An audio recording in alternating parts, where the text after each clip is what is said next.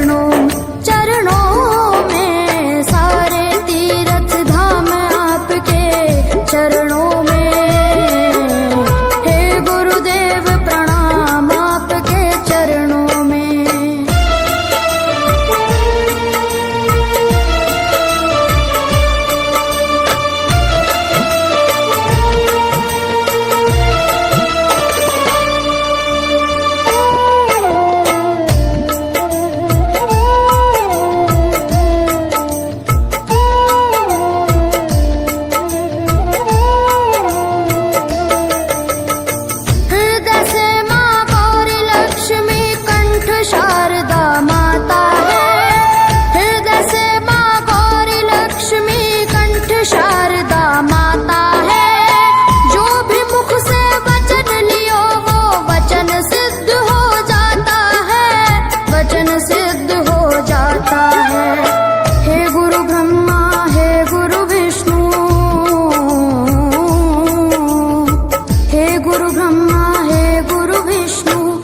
शंकर भगवान आपके चरणों में।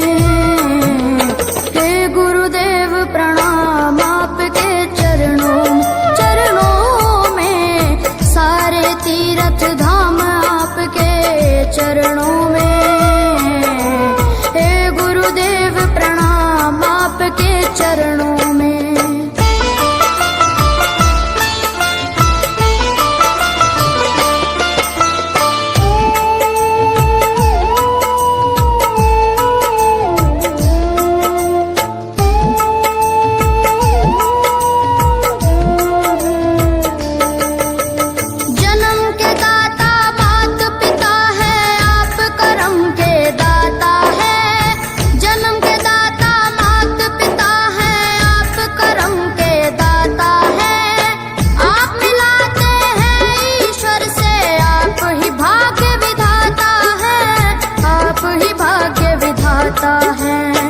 दुखिया मन को रोगी तन को, दुखिया मन को रोगी तन को मिलता है आराम आपके चरणों में। हे गुरुदेव प्रणाम आपके चरणों में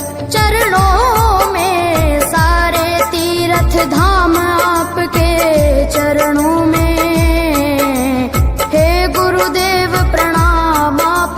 चरणों में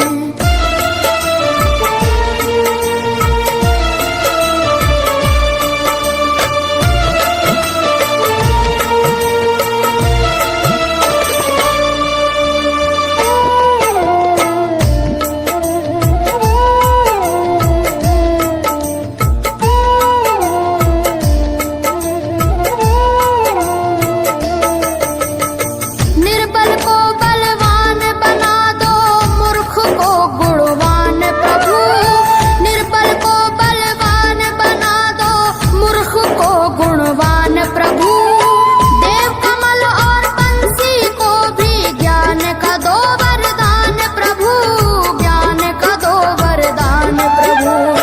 हे महादानी हे महाज्ञानी, हे महादानी हे महाज्ञानी, रहूं मैं सुबह हो शाम आपके चरणों में। हे गुरुदेव प्रणाम आपके चरणों में सारे तीर्थ धाम आपके चरणों में। हे गुरुदेव प्रणाम आपके चरणों में। करता करे न कर सके पर गुरु करे सब होए। सातों दीपानों खंड में गुरु से बड़ा न कोई, गुरु से बड़ा न कोई, प्यारे गुरु से बड़ा न कोई। मैं तो सात समुद्र की मसीह करूं, लेखन सब बन गए राय। सब धरती कागज करूं पर गुरु गुण लिखा न जाए, प्यारे गुरु गुण लिखा न जाए। सारे तीर्थ धाम आप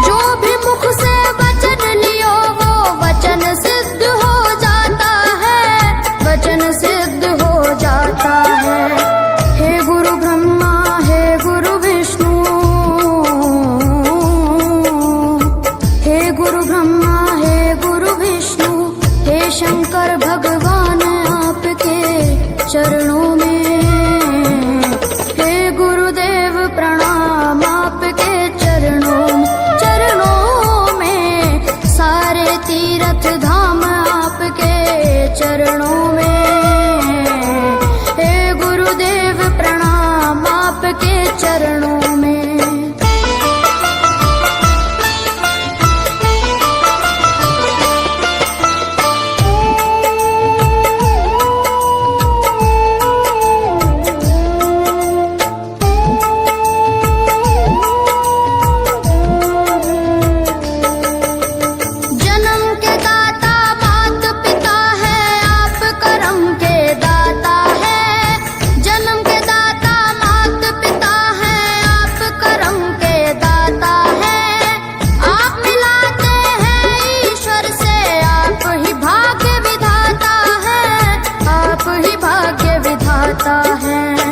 दुखिया मन को रोगी तन को,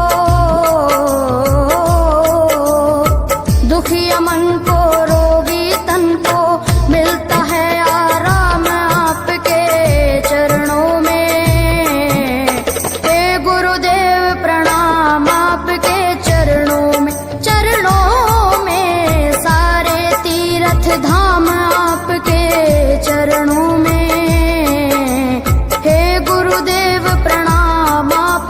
चरणों में